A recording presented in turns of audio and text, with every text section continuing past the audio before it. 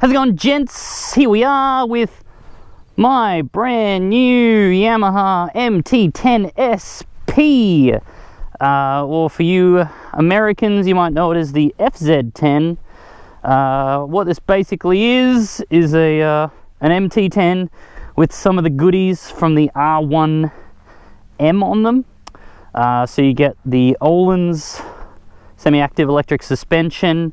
You get the full TFT display off the R1M and the IMU, which runs the electronic suspension, and the cool color scheme, and it just looks like an R1M but in naked bike form. So you're probably wondering, why the hell do you have this motorcycle, Tom? Didn't you just buy a Daytona 675R? Yes, actually I've had the Daytona for a while. I bought it in August of last year. Now it's March. So that's pretty long for me. I don't keep bikes very long, as you know. But there's a few reasons to why I bought this MT10SP. I'll go over, and there's probably two main reasons why I got it. And some reasons why I got a naked bike over a super sport bike. If you know me, I've pretty much only owned super sports and dirt bikes my whole life. My wife did have a little Duke 390, which is probably the closest thing I've had to a naked bike. But yeah, now I've got a super naked over a sports bike. I still actually do have the Daytona 675, and I have the Fireblade as well as a track bike. And as you will have seen in the last video, my wife has a Kawasaki Ninja 636 now. That she bought all on her own with her own money. Even though we're married, she wanted to buy her own motorcycle, so she's bought that completely on her own. She's finished university and she's now full-time working, so she's bought her own bike. But we'll jump on this amazing motorcycle and continue the conversation on it, because it is a glorious bike with a very nice sound. Started up with the cool TFT display. It does have the Acropovic slip-on it. I'll explain why I chose just this. I actually do have the full system and a straight pipe as well. I'll explain why I'm just running just the slip-on in another video, because there's a bit to it. But basically, yeah, the two reasons why I bought a super naked over another sports bike, and why I bought this bike, the main reason was, as I said before, my wife is now working full-time, and where she works is right basically where I work, so it made a lot of sense for me to just drop her off at work, as we work at the same time, and public transport or parking is very, very difficult, and it's very busy in the morning. It's pretty hardcore lane splitting, so I felt much safer for her to not ride on her own and just come on the back with me. So we did that for about a month or something on the Daytona, and as you'll know, start-stop traffic, lane splitting on a super sport with a passenger isn't very comfortable for me or for her. So that was one kind of small reason to why I wanted to get something a little bit more comfortable. As you might know, I had the Triumph Tiger for 2 weeks, and we were commuting on that. It was like a dream compared to the Daytona for commuting. So I thought, oh, this would be nice if I had a more comfortable bike for commuting with her. So that was one reason. And the second reason is, if you see in my last video, my wife bought a Kawasaki Ninja 636, like my first bike, my first super sport bike 5 years ago. I had one. Kind of the reason why we met, me and my wife, is because I had that 636. She's always wanted it, and when she started working full-time, she bought it for herself, so she bought that bike. So basically, she bought a white 600cc bike when I had a white 600cc bike. So in the garage, we had the Daytona and the Kawasaki 636. Now, they are different motorcycles, but they're very similar. They both have tremendous brakes, really great suspension, and good little engines. Different character to the engines, but both great. And it kind of felt silly having two 600s. Even though it was her bike, I can ride it at any time, obviously. So it didn't really make sense having two of the same bikes in the garage. So it's another reason why I thought, well, maybe I'll sell the Daytona and get something different. And I don't don't need much of an excuse to buy a new motorcycle, of course. I'll just do it. It doesn't take me much to justify buying a new motorcycle. So that were kind of the two reasons. Is I basically wanted something comfortable to commute on, and I had another white 600 in the garage. So, and I also have the Fireblade track bike. So I thought there's no point having all these Suv Sports. Let's go for something a little bit different. So show you this kind of unbelievable power. If I go down to first gear, in A mode, this bike wants to kill you and hurt your whole family. It's ballistic. It's just, that's just impossible to keep the front wheel down. Short shift as much as you want, it's going to go into orbit on you. This thing is unbelievable. Second gear, just silly amounts of power. One thing I will say about this bike is it's got really good, again, this isn't a review, but just one really nice thing about commuting on this bike is that it's got really nice power modes. So as you can see, A mode is just ballistic, but it also has B mode, C mode, D mode, and D mode is really nice.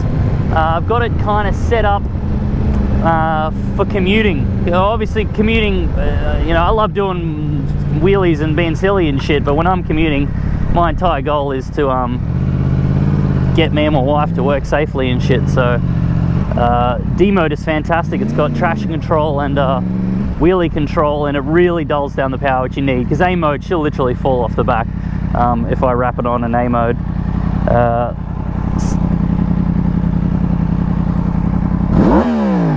That's a good sound. But as I said, I'm now commuting on this motorcycle every single day. This isn't a weekend warrior. This isn't a put in your lounge room bike. This is a utility to me. We're going to be commuting on it every single day. So a couple of additions that I've made to the bike to make it nice and a bit more friendly. Being a super naked, it is comfortable, but it's no touring bike. It's no adventure bike. It is still pretty aggressive in its riding position and suspension and power delivery and stuff. So as I said, you've got D mode, which dulls down the power, bumps up the traction control, gives you wheelie control. I think it's the only mode that gives you, I think traction control 3 is the only mode that gives you a wheelie control. So you can dull down the power a bit. I've changed the levers because they were a bit made for really leaning over the bike and stuff, and I've kind of moved them a bit so they're a bit more comfortable for sitting back. I've got the comfort seat option, really nice big area for my wife, and a lot more comfortable. I think that's a necessity basically on this bike. It should have come with a comfort seat factory. The normal seat is just terrible. I've got peg extensions, so they drop down another 4 centimeters. My wife said with the comfort seat it was really good, but the pegs were still too high up for her. So I've put on these little extensions which just drop it out a bit, and she says they're really good. Put some crash protection on, EvoTech sliders, just in case someone knocks it over while it's parked, and I've got a Radiator Guard on there, big radiator like that, you don't want to freaking punch a hole through it. I do have a tail tidy, I just haven't put it on yet. I've also got the MT10 tank bag, which I don't really use for commuting, but now that I have a semi-comfortable motorcycle, I'm actually wanting to do a little bit of a kind of touring and longer rides with my wife and stuff, and don't want to have to wear a backpack or make her wear a backpack, so I've got the tank bag that goes on that. And I've got the Akrapovic MT10 slip-on exhaust. I did have the full system. I'll explain why I am not running that anymore. And I've got a quad lock, of course the best phone mount you can buy, so I can look at my phone while I'm riding to work and stuff. Hey, it's a new Ducati over there. I'm just gagging. Oh, he's got a light bar. Radical. How's it going, mate? I can't make fun of Ducatis anymore. They don't have a... They've got good engines now. They've got V4s. They sound a lot like this. A lot of people said in my review video that they thought this is Ducati. And when I was actually editing, I thought, shit, it bloody does sound like a Ducati. That crossplane inline 4. We'll get back on the bike and a little bit more information while I'm starting this thing up about the MT10. It is basically an R1. It's tuned down a little bit to about 150, 160 horsepower at the crank. But it makes all that power right from the friggin' bottom. they've actually had to dull it off a little bit because it's too much at the bottom. So they've done some jiggy with the fueling, and it's still silly. It's still silly, but it's kind of rideable now. But yeah, as you can hear, it's an R1 motor, so it's a 2015 new generation R1 motor in a comfortable thing. It's got the R1M brakes. A lot of the chassis is derived from the R1. It's pretty much an R1 with the big bars. Well, really, this one's like an R1M, being it's got the Öhlins suspension and the TFT display, and the IMU that runs that suspension. She handles beautifully when bugs aren't hitting me in the frickin' face. Now, I will be doing an actual review on this bike, and I'll be telling you, you know, it's not so good to tell you what I like about the bike, it's better to tell you what I don't like about the bike. And I did that with my Daytona 675R. People thought it was a little bit of a cop-out, and I thought it was a bit of a cop-out too, because I really couldn't come up with much things I didn't like about the bike. The 675 is a really good bike, and it really doesn't have a lot of faults. This bike's different. This bike is fantastic, but this bike also has a shit ton of faults. I will be ripping this thing apart, which might surprise you considering I just spent a whole lot of money on it. Why would I be so happy to just tear it apart? And well, to be honest, this bike does have a lot of bad points about it, but the good points just make up for it. I'm not disappointed in any way, even though like I kind of knew coming in that there's going to be some problems with the bike. And I've probably found some other issues with the bike since owning it. That dude is freaking dead, man. I might stop and ask him if he's alright, just to see if he's actually dead. What I can say right now is I'm absolutely freaking loving the bike, but it's not perfect. But I'll explain all of that in an upcoming video. The main thing I want to say is that, yeah, I've got an MT10SP right now. I'm absolutely loving a Super Naked. I kind of wish I got one earlier. Man, I love SUV Sports. I think they look awesome. They're great when you're riding them through the twisties and shit.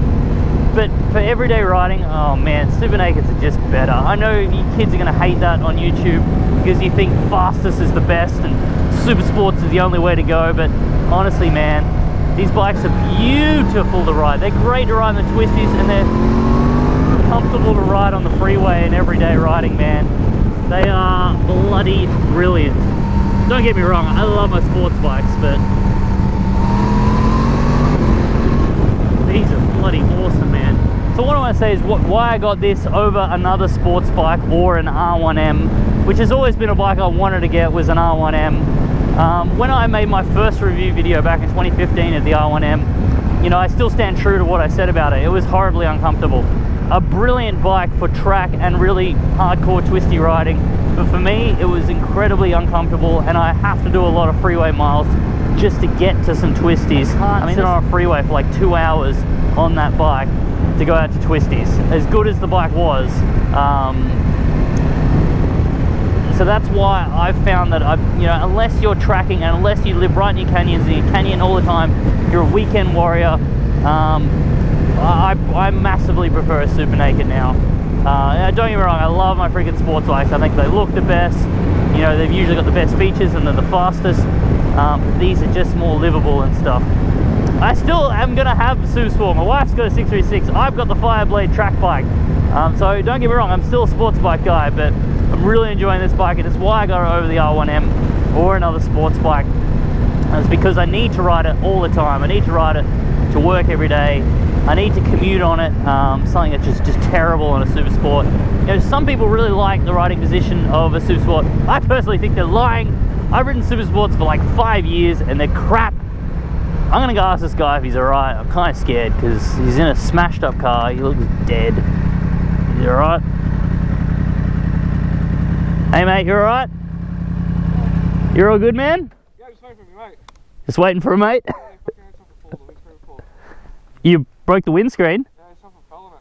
Oh shit. Yeah, so just waiting for a mate to come get me. Alright. Yeah. Cool, man. Oh, take it easy. That's alright. I thought he was having a freaking laugh when he said he was waiting for a mate. If you don't know, that's one of the great Aussie legends is I'm waiting for a mate, and he was just literally said it, and he wasn't even joking. I thought he was freaking dead. He's just having a rest. yeah, MT10SP, 636 and dirt bike shit coming up. And hopefully Fireblade, the full carbon fiber Fireblade is sitting there raring to go, almost. Hopefully to get the track day, get some awesome footage of that coming up.